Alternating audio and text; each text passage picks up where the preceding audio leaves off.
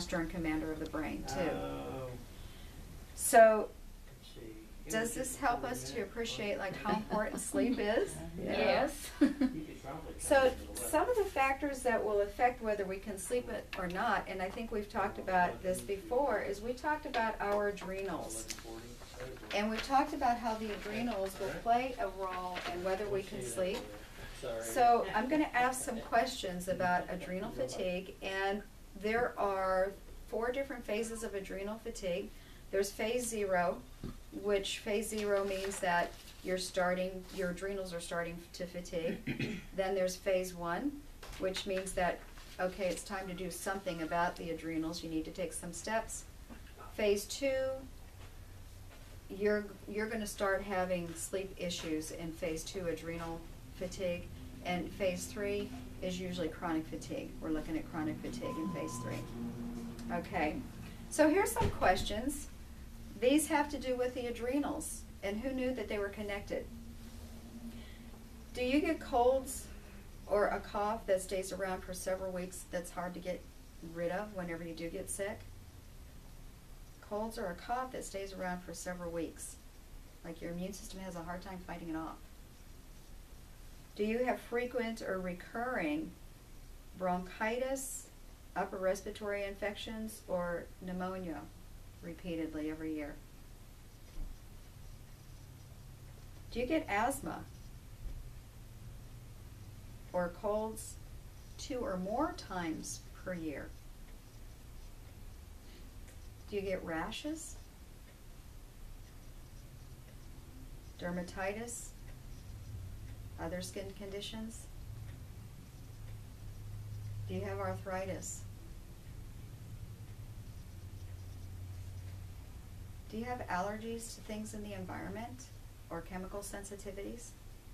And that would include things like, you know, when you smell like a cleaning agent, that it really bothers you or gives you a headache, or perfume gives you a headache.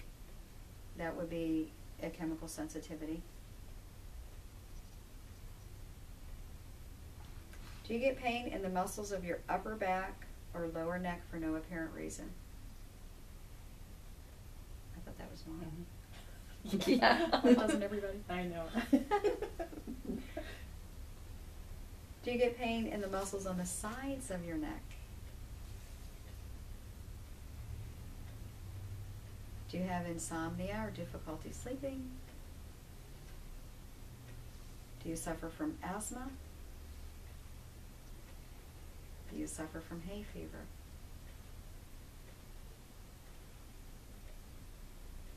Do you find that your allergies are actually becoming worse and worse? Are the fat pads on the palms of your hands or the tips of your fingers red? Interesting, huh? Okay. Okay. Do you bruise more easily?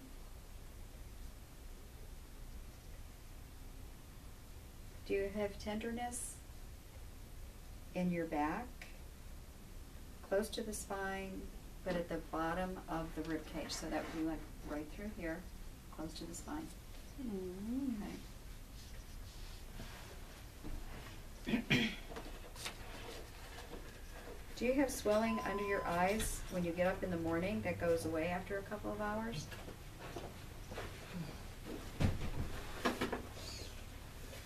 Okay, so how many answered yes to 5 or more of those questions?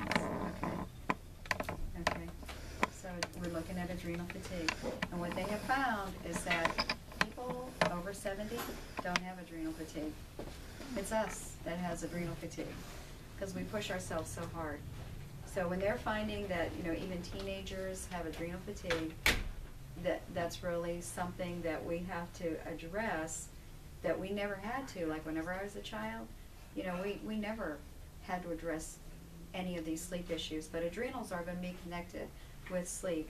So we're going to go over some of the information about adrenals and sleep, okay? It says, for people with adrenal fatigue, this is going to be really interesting. It's important to be in bed and asleep before your second wind hits. You ever notice that? Yeah. right? Your second wind hits. Well, that's usually when I'm driving home from work. Yeah. His dad. Pretty much the only way I make it home from I work. see. That second wind kicks in. You're Okay. next hour and a half Oh. rather than you're awake, so then it's hard to go back to go to sleep. Well, there's a certain time that you get tired. That's when you go to bed. And what this says is that this happens at 11 p.m. You get your second wind. If you're still awake and still up at 11, your adrenals are going to kick out adrenaline and say, okay, I've been telling you I'm tired, we need to go to bed, but since you didn't, I'm kicking out adrenaline. And you're going to stay awake for another hour and a half or two. I don't know if I stay awake until midnight. It says riding your second wind and staying up until 1 or 2 in the morning will further exhaust your adrenals. And I actually have a client who purposely does this because she likes to stay awake at night. So she'll keep herself up Yep, and she purposely does this. Yep. It says even though you might feel more energetic at that time, you know, between like 11 and 2 because that second wind kicked in, it's like, don't do it. Yeah. Don't stay awake. Go to bed. It says in order to avoid this pitfall, it's going to be very important that you are in bed and on your way to sleep by 10:30 p.m. And that way your adrenal glands won't kick into overdrive. And then this is interesting too. It says, although most people's schedules don't allow it, it's really, really good to sleep in until 8:30 or 9 o'clock in the morning. that's so funny. I'd love to. And it's like there's something magical about the restorative power of sleep between 7 and 9. And this is from the doctor who wrote the adrenal fatigue book. Something magical about that time between 7 and 9. I know, it's delicious. Yes. I've Yes. never tasted of that before. Yes, and it's like when you can wake up at 9, it's like, wow, you have so much energy during the day. Yeah, when you don't have to Well, set the alarm clock in the Saturdays, morning. Saturdays, I can't Yes. sleep past 9. So that's And that's what he recommends, Dr. Wilson. He recommends that you take the weekend, at least one day on the weekend, and sleep until 9. I think Melissa probably would have to go to a hotel, right? Okay. And this is important too. The interesting thing to me is that with adults, our biorhythm in the morning, our cortisol levels will peak usually about 7 o'clock, like between 6 and 8, our cortisol levels will peak. Did you have a question? No, I'm Oh, just stretching. Okay. To my elbow. So that's when we're supposed to get up. That's the driving force to get us up and get us out of bed. So your cortisol level peaks between 6 and 8, and so does your thyroid. Okay, your thyroid hormones are peaked between 6 and 8. But for a teenager, their cortisol doesn't peak until about 9 o'clock. So they've actually done studies, and this is what's so interesting to me in doing my adrenal classes and learning that actually teenagers should really be sleeping in later. They've actually done studies where they have taken kids at high school and they changed the schedule, and they didn't have to be to school until 9 o'clock. And what they found is that those students got better grades and less tardies, and less absenteeism. So they do actually operate better if they can sleep in. Wow. Please talk to my principal. I'm just saying. We need me to write a note, right? But actually, my school, I don't get into 10. Yeah. That's nice. So it says that whenever you can sleep in, when you can sleep in until like 9 o'clock in the morning, what happens during those hours is your adrenals actually have a chance to recover and rest, allowing your cortisol levels to rise. And if we don't get enough sleep like the night before, then the cortisol level will rise. But say we get up like at 7, well, by 8:30, we're going to be ready to go back to bed. Has that ever happened to you? It's like, okay, I'm up at 7, go. 8:30, it's like, oh my I'm gosh. tougher enough. Yeah, what happened, right? Yeah, let me So see that's that. what it is. It's like the adrenals just didn't have time to recover, is what has happened. So it says If you can't sleep, there's several reasons for this, for sleeplessness and adrenal fatigue. If you're waking up between 1 and 3 a.m., okay, so think about that. Are you waking up between 1 and 3? If so, your liver may be lacking the glycogen reserves needed for conversion by the adrenals to keep the body glucose levels high enough during the night. So the adrenals use that glucose to make cortisol, which keeps your blood sugar level through the night. And the interesting thing is that in Chinese medicine, if you wake up between 1 and 3 at night, then it's the liver organ. You know, they have the different organs at different times. Say through the again, night. the liver, what the liver, if The you wake liver, up- okay. The liver may be lacking the glycogen reserves needed for conversion by the adrenals to keep the blood glucose levels high enough during the night. And so you go hypoglycemic. It's like your blood sugar is just too low through the night, hypoglycemic.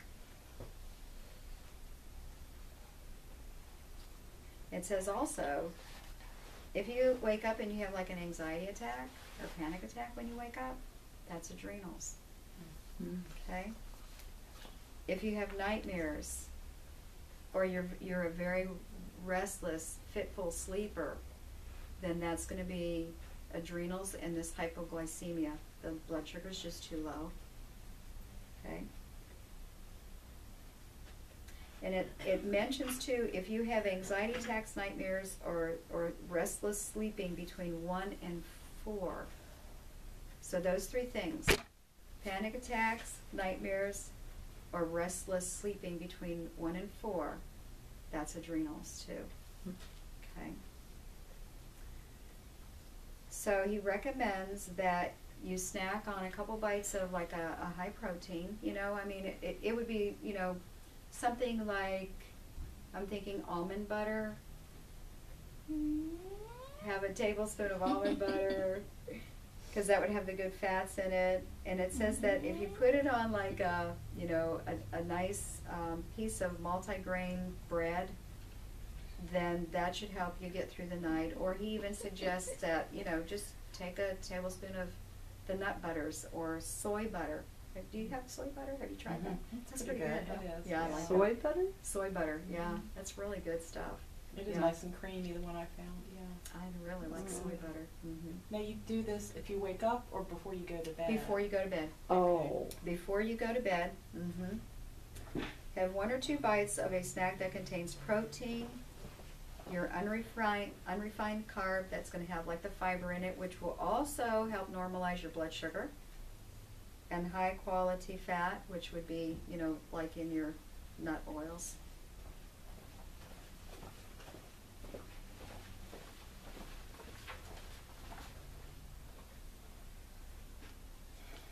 And some of the things that you can do, you have your sleep hygiene list, right? So on your sleep hygiene list, I think the only thing I don't see on here that he mentions is, above all, go to bed before 10:30. And stay in bed until 9 when possible. When possible, he says.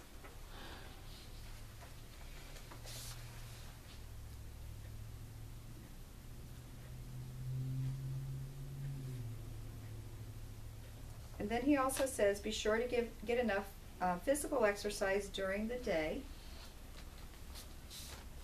because that will help you sleep, releases hormones that help you sleep.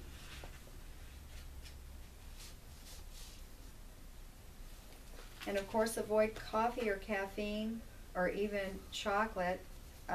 You know, it's okay to have like your chocolate earlier in the day if you're having the pure, good, dark chocolate. But you don't want to have that like after 3 in the afternoon. There's a little bit of caffeine in the chocolate, but he definitely says no caffeine, no coffee, no teas with caffeine in it at all, because those will definitely stress the adrenals and wear the adrenals out even more. At all, or just not after lunch? I see avoid caffeine after lunch on here, but you're saying at all don't have caffeine? Now, if you have adrenal exhaustion, then you can't have caffeine at all. Oh. Mhm. I think I'm a 2, and I've been started up having coffee again. Have you? Yeah. Okay. It's not better. Yeah. Stop with that. Right, Okay. because then you'll have problems sleeping at night. Can you switch to like green tea maybe? I've got some at home. Okay, that would be the better choice. Okay. Yeah. Okay. I will. And then too, like if you're a light sleeper, it's gonna be real important, and I think you already do this, to take melatonin before you go to bed, which you already do. Yeah. And then you may also need to take something like, we have something called Sleep Deep Okay. that has a combination of herbs in it, and all the herbs in it make you sleep. Oh, nice. Okay, so, Okay. and I think that's part of the problem, Becky, with you, because it sounds like you're a light sleeper also, like you Mhm. hear the dogs licking, you know? Mhm. But if you were a real deep sleeper, you wouldn't even hear that. Okay. And it's not so much that you're listening for it, is that you're kind of awake Right. and you're hearing it. Mhm. That's right. So I think if we did, added that deep sleep, then you would sleep better, Okay. okay? Sounds good. Have you thought of wearing earplugs? I almost did last night because I was telling them, I almost heard a sound that sounded like a washer or dryer going. I'm like, Oh. there's nothing going. What do I hear outside? So my husband Yeah. turned on Pandora, but the next step was going to be earplugs. That, okay, If we okay. knew where they were, yeah. You know, That's a and good that's a idea. good idea. Earplugs work so good. Right, and I Yeah. do earplugs. I wear earplugs because I'm a light sleeper, and it really makes the total difference for me. Yeah. Yeah. White noise, they Mhm. say to have white noise going. We have an air purifier that goes all the time, Good. and I sleep better if that's going. Yeah, so things like that. I don't think they have white noise on this sheet of paper. But even a fan, turning a fan on, will help you to sleep better. But that melatonin really helps Matt sleep. Does it? Yeah. Good, good. He Okay. didn't know that he couldn't get my message because it's hard for my emails to get through. So when I did get on the plane Sunday night, he didn't even know. So he waited up till like 2 a.m. trying to get a message from me. Oh. And so then he took his melatonin and he's like, oh, she must not have gotten on. And then at 6, I'm calling him, come get me. He's like, oh. Yeah, you're kidding. Oh my goodness, which way's up? You should have called me. You were inside. Okay, sorry. Oh. Yeah, if it was at 6. He starts at 6:05. Oh, that's funny. Yeah, she would have 5 minutes to come get you. Hello. Who can't? I love it. Okay, and then this is interesting that people don't know about. Some people are photosensitive, and watching TV or watching a computer screen keeps their melatonin from rising and inducing sleep. And this has become a real problem. So it mentions not to watch TV or have the computer on after 8. Yes, it's Wow. very interesting because, and we had a lady a couple years ago who had she slept like 2 hours a night, and she could not sleep. Well, come to find out, she worked on her computer all day at work, and then when she got home, she got on the computer to check all her emails and get on Facebook, and then she'd go to bed, and that was the problem. We had to take that computer away, at night. So if you find that that's something that you do like every night is get on the computer or watch TV for an hour and a half or an hour or something like that and have a hard time sleeping, just kind of check yourself, go a night without getting on the computer or without watching TV and see if that makes a difference. And if you're like sensitive to the fluorescent lights, then there's a possibility that you would be also sensitive to the light from the television or the computer screen. I know with me, I am sensitive. I would get on my little Galaxy and check my emails, like at 10 o'clock, and then I couldn't go to sleep. And I'm like, oh my gosh, yeah. Yep. It's Yep. this stuff. Yep. I'm like, okay, I'm not doing that again. But I would say, okay, a week goes by, and I would do it again just to see. And sure enough, that's what it was. I'm like, oh, you sure are stupid. Yeah.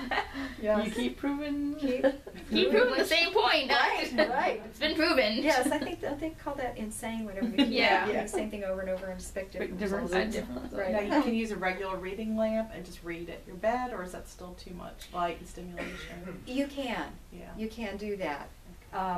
This also talks about whenever you do go to bed, So I'm gonna go back to this page. So let's look at this one real quick. Avoid going to bed unless you are sleepy. You see that first one?